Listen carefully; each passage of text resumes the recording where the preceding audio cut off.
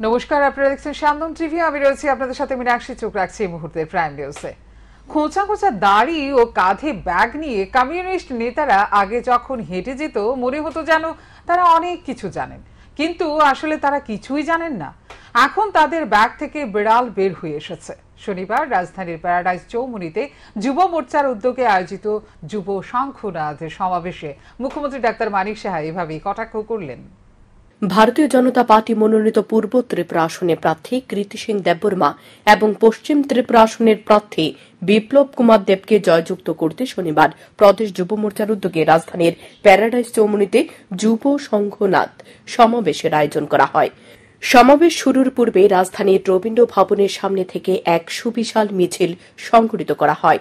মিছিলের অগ্রভাগে ছিলেন মুখ্যমন্ত্রী ড মানিক সাহা, পশ্চিম ত্রিপুরা লোকসভা আসনের বিজেপি প্রার্থী বিপ্লব কুমার দেব, পূর্ব ত্রিপুরা লোকসভা আসনের বিজেপি প্রার্থী কৃতি সিং দেববর্মন, প্রদেশ বিজেপির সভাপতি রাজীব ভট্টাচার্য, রামনগর বিধানসভা কেন্দ্রের উপনির্বাচনে বিজেপি প্রার্থী দীপক মজুমদার সহ অন্যান্যরা।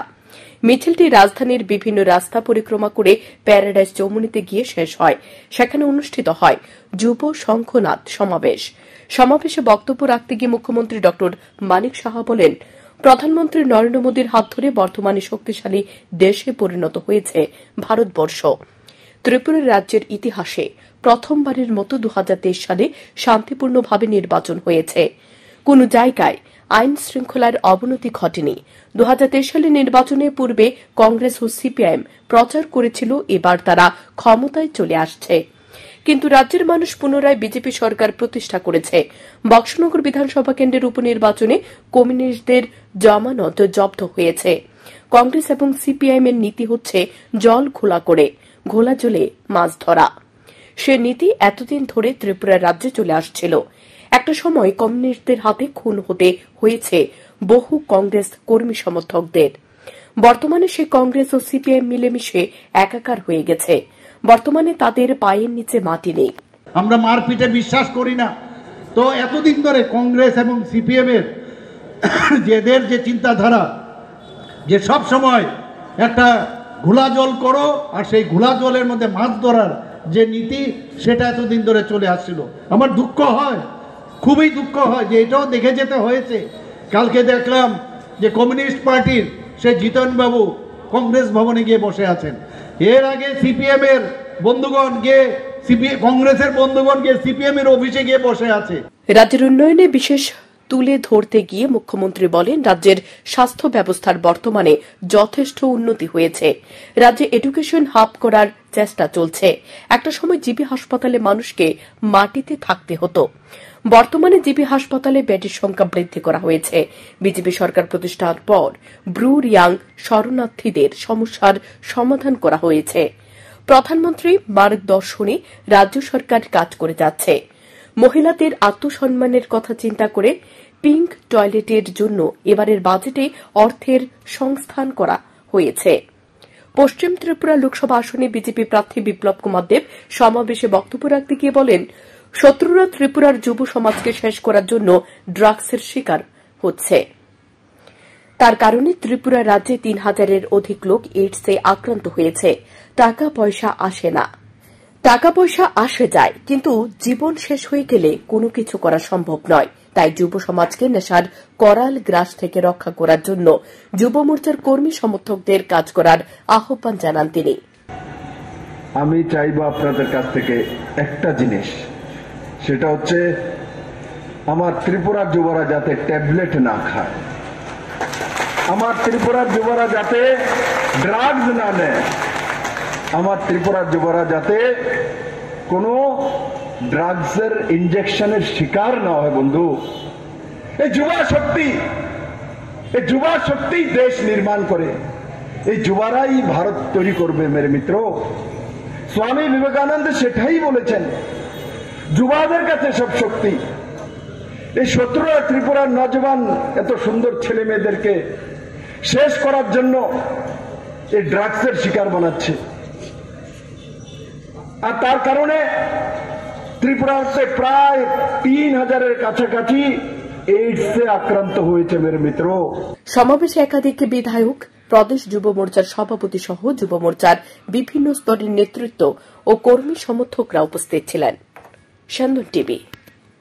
শনিবার সন্ধ্যায় আগরতলার হরিজন কলোনিতে ভারতীয় জনতা পার্টির এক যোগদান সভা অনুষ্ঠিত হয়। এই যোগদান সভায় বিভিন্ন রাজনৈতিক দল ত্যাগ করে একাধিক ভোটার ভারতীয় জনতা পার্টির পতাকা তোলে সামিল হয়। গেরুয়া পতাকা হাতে তুলে দিয়ে নবাগতদের বরণ করে নেন প্রদেশ সভাপতি রাজীব ভট্টাচার্য। বক্তব্য রাখতে গিয়ে প্রদেশ সভাপতি রাজীব ভট্টাচার্য বলেন, দীর্ঘ 25 বছর এই রাজ্যে সিপিআইএম ক্ষমতায় ছিল। সিপিআইএম শুধুমাত্র বলতো গরিবদের সরকার, কিন্তু গরিবদের উন্নয়নের জন্য সিপিআইএম কোনো কাজ করেনি। সত্যিকার অর্থে গরিবদের গ্যারান্টি হচ্ছে প্রধানমন্ত্রী নরেন্দ্র মোদী। কেন্দ্রীয় প্রধানমন্ত্রী নরেন্দ্র মোদী নেতৃত্বাধীন সরকার এবং রাজ্যের মুখ্যমন্ত্রী অধ্যাপক ডক্টর মানিক সাহা নেতৃত্বাধীন ডাবল ইঞ্জিনের সরকার সাধারণ মানুষের জন্য কাজ করছে, যার কারণে সাধারণ মানুষ ভারতীয় জনতা পার্টিতে যোগ দিচ্ছে। ভারতীয় জনতা পার্টির দরজা সকলের জন্য খোলা। দীর্ঘ 25 বছর এই রাজ্যের বুকে সিপিএম এর শাসন ক্ষমতায় ছিল, আর সিপিএম এর শাসন ক্ষমতায় সিপিএম এর বক্তব্য ছিল যে সিপিএম গরিব দরদি সরকার, গরিবের সরকার, সিপিএম গরিবের সরকার। আপনারা বলুন তো, এখানে অনেক গরিব অংশের মানুষ রয়েছে। আমার এই কলোনিতে অধিকাংশ লোক গরিব শ্রেণীর, গরিব ঘর থেকে বিলং করে। আমি আপনাদের কাছে আজকে স্পষ্ট জানতে চাই, 25 বছর এই রাজ্যের বুকে সিপিএম ছিল, এই গরিবদের জন্য কমিউনিস্টরা কি ব্যবস্থা নিয়েছে? গরিবকে আরো কিভাবে গরিব বানানো যায় তার প্রয়াস করেছে, কিন্তু গরিবদের জন্য কোনো কিছু করতে হবে সেই পরিকল্পনা কমিউনিস্টরা করেনি। বন্ধুগণ, 3 দিন ধরে আয়ুষ্মান কার্ড দ্বারা পরিষেবা মিলছে না জিবি হাসপাতালে বলে অভিযোগ। ঘন্টার পর ঘন্টা রোগীর পরিবার আয়ুষ্মান সেন্টারের সামনে দাঁড়িয়ে দুর্ভোগ পোহাচ্ছে, আর এদিকে হাসপাতালে ওয়ার্ডে ওয়ার্ডে কাতরাচ্ছে রোগী। বিশেষ করে যারা আর্থিকভাবে দুর্বল তাদেরই আয়ুষ্মান কার্ড বিলি করা হয়েছে। মোটা অঙ্ক ব্যয় করে চিকিৎসা পরিষেবা নেওয়ার সাধ্যটুকু নেই তাদের জন্য। এই কার্ড অত্যন্ত মূল্যবান, কিন্তু ইন্টারনেট পরিষেবা মুখ থুবড়ে পড়ায় আয়ুষ্মান পরিষেবা পর্যন্ত মুখ থুবড়ে পড়েছে হাসপাতালে। এ ধরনের দৃশ্য বিগত দিনে জিবি হাসপাতালে দেখা না গেলেও একটা নতুন অভিজ্ঞতা সঞ্চয় করেছেন রোগীর পরিবার গত 3 দিনে। রোগীকে প্রাণে বাঁচাতে অসহায় মানুষ বারবার এই আয়ুষ্মান সেন্টারের ভেতর গিয়ে কর্মীদের সাথে কথা বলছে। কর্মীরা হাত গুটিয়ে একটা কথাই বারবার বলছেন, সার্ভার ডাউন থাকায় তারা কিছু করতে পারছে না বা পারবে না। বহু রোগীর পরিবার জানান তারা ওষুধ পর্যন্ত ক্রয় করতে পারছেন না গত 2-3 দিন ধরে। এখন দেখছে এই কার্ডের কোনো গুরুত্ব নেই, এমনটাই বলছেন রোগীর পরিবার। কিন্তু আশ্চর্যের বিষয় হলো, এই বিষয়ে হাসপাতালে ঊর্ধ্বতন কর্তৃপক্ষ এবং স্বাস্থ্য দপ্তরের আধিকারিকরা অবগত থাকলেও গত 3 দিনে একবারের জন্য এসে খোঁজ নেওয়ার প্রয়োজনটুকু মনে করেনি বলে অভিযোগ রোগীর পরিবারের পক্ষ থেকে। জনগণের পয়সায় প্রতি মাসে মোটা অঙ্কের বেতন গুনে এ ধরনের উদাসীনতা জিবি হাসপাতালের ঊর্ধ্বতন কর্তৃপক্ষের মধ্যে মাথাচাড়া দিয়ে বসে আছে দীর্ঘদিন ধরে। এই বিষয়ে যাচাই করার নেই কেউই। প্রতিদিন খবরের শিরোনামে জিবি হাসপাতালে ত্রুটিপূর্ণ পরিষেবা উঠে আসলেও নেই কোনো পদক্ষেপ। এটা ভালো করেই প্রত্যক্ষ করছে হাসপাতাল পরিষেবা নিতে যাওয়া দিনে শত শত রোগী এবং তাদের পরিবার। এখানে আয়ুষ্মান তারপরে আয়ুষ্মানের কার্ড আমি এখানে 10 বার আছি, প্রায় এখনো কোনো কাজ হয়ে আসছে। কি কয় তারা কইতে আসে নেট নাই, এটাই কইতে আসে না। এত বড় একটা হসপিটাল, এত বড় হসপিটালে একটা নেট নাই কইতে আসে। এখন অব্দি কতবার এখানে আইছেন? 10-12 বার আইছি। ওষুধ পাইছেন নি? ওষুধ কিচ্ছু পাইছি না। কবে ভর্তি হয়েছেন সেই বিষয়টা কারোর জানাইছেন? জানাইছেন, কি কইছে? তারাই কইছে নেট আগে ওষুধটা করে কালকে কইতে আসে। সিপাহীজলা জেলার চড়কবন এলাকায় গাড়ি দুর্ঘটনা আহত এনআইটি কলেজের অধ্যাপক সহ তার গোটা পরিবার। ঘটনা শনিবার বিকেলে। এনআইটি কলেজের অধ্যাপক মিত্রবরণ সরকার সহ তার সহধর্মিণী মৌমিতা বাগচি এবং তার 10 বছরের শিশু কন্যা ঈশানবী সরকারকে নিয়ে উদয়পুর থেকে নিজের বাড়ি আগরতলার উদ্দেশ্যে আসছিলেন TR01AY 0634 নম্বরের একটি গাড়িতে করে। সিপাহীজলা চড়কবন এলাকায় আসা মাত্রই গাড়িটি নিয়ন্ত্রণ হারিয়ে একটি গাছের সঙ্গে সজোরে ধাক্কা খায়। আহত হয় অধ্যাপক মিত্রবরণ সরকার সহ তার সহধর্মিণী এবং কন্যা।